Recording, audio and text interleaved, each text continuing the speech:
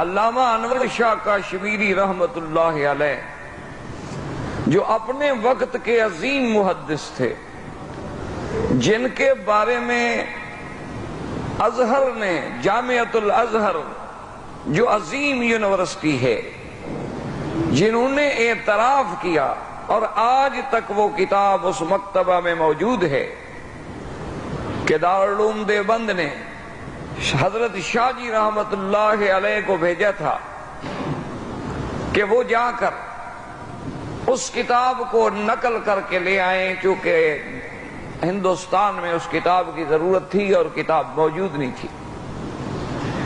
حضرت شاہ جی رحمت اللہ علیہ جب وہاں پہنچے، انہوں نے درخواست کی تو اس لائبریری والوں نے کہا کہ جی ہمارے اصول کے خلاف ہے، ہم کسی کو کتاب نقل نہیں کرنے دیتے۔ جو نایاب کتابیں ہیں، اگر ہم سب کو کہیں کہ تم کاپی کر لو تو پھر نایاب تو نہ رہی، پھر تو ہر جگہ وہ مل گئی۔ تو آپ پڑھ سکتے ہیں، دیکھ سکتے ہیں، مطالعہ کر سکتے ہیں، آپ نے کوئی اس سے ریفرنس لینا ہے لے سکتے ہیں، لیکن نقل نہیں کر سکتے۔ اس پر ہماری نگرانی ہوگی کہ آپ کے ہاتھ میں قلم کاغذ نہیں ہوگا کہ کتاب لکھنے بیٹھ جائیں۔ تو شاہ جی نے فرمایا ٹھیک ہے۔ بہرحال شاہ جی نے کتاب پڑھی اور اس کے بعد واپس آ گئے۔ تو جب اپنے اکابر نے، ساتھیوں نے، بزرگوں نے پوچھا کہ شاہ جی وہ کتاب کا کیا ہوا، انہوں نے کہا جی ان کا تو اصول ہے کہ وہ کتاب نقل ہی نہیں کرنے دیتے۔ تو بزرگوں نے کہا کہ شاہ جی پھر مدرسے کے پیسے تو ضائع ہو گئے کہ مدرسے نے ٹکٹ فراہم کی تھی، اور جس مقصد کے لیے یہ اہتمام کیا گیا تھا وہ چیز مدرسے کو نہ ملی، اس میں آپ کا تو قصور نہیں ہے۔ شاہ جی نے کہا اچھا اللہ رحمت فرمائیں گے۔ تو رات کو بیٹھ کے شاہ جی نے محض اپنے حافظے کی بنیاد پر وہ پوری کتاب الف سے لے کر یہ تک لکھ دی، اور صبح وہ کتاب مشائخ کو پیش کر دی کہ حضرت یہ کتاب تھی۔ وہ انہوں نے اس کتاب کی کاپیاں بنوائیں اور ازہر کو بھیجیں کہ بھائی چلو آپ ہمیں نقل نہیں کرنے دیتے، کم از کم اب اس کتاب کا مقابلہ تو کر لو اصل کتاب کے ساتھ، اگر کہیں اس میں غلطیاں ہوں تو اس کی ذرا تصحیح کر دو۔ تو انہوں نے جب کتاب پڑھی تو الف سے لے کر یہ تک ایک غلطی نہیں تھی۔ تو انہوں نے اس پر لکھا کہ امام بخاری رحمت اللہ علیہ کے بعد اگر ہم نے دنیا میں پھر کسی محدث کا حافظہ دیکھا ہے تو وہ علامہ انور شاہ کاشمیری ہے، کہ یہ امام بخاری تھا کہ جسے 1,00,000 حدیث یاد تھی،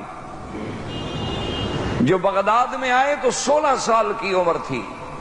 ہمارے 16 سال کے بچے کرکٹ کھیل لیتے ہوں گے، فٹ بال کھیلنا جانتے ہوں گے، یا آج کل انٹرنیٹ پہ بیٹھ کے دنیا جہان کی آوارگی کرتے ہوں گے، یا سگریٹ وگریٹ پینا جانتے ہوں گے، یا 2-4 گانے شانے ان کو یاد ہوں گے، چونکہ ہر آدمی کو شوق ہے، کسی کو مائیکل جیکسن پسند ہے، کسی کو کچھ پسند ہے۔ ہیں سب مسلمانوں کے بیٹے ماشاءاللہ، ہیں سب مسلمانوں کی اولاد، لیکن امام بخاری رحمت اللہ علیہ کی 16 سال کی عمر تھی جب بغداد پہنچے تو لوگوں میں تہلکہ مچ گیا کہ حافظ الحدیث آئے ہیں، اور جب وہاں بڑے بڑے علماء، بڑے بڑے ائمہ اکٹھے ہوئے، دیکھا کہ 16 سال کا ایک بچہ بیٹھا ہوا۔ تو انہوں نے آ کے بڑے تعجب سے ملے اور کہا کہ آپ کا نام کیا؟ انہوں نے کہا محمد ابن اسماعیل البخاری۔ نام تو میرا محمد ہے لیکن لوگ مجھے بخاری کی وجہ سے کہتے ہیں۔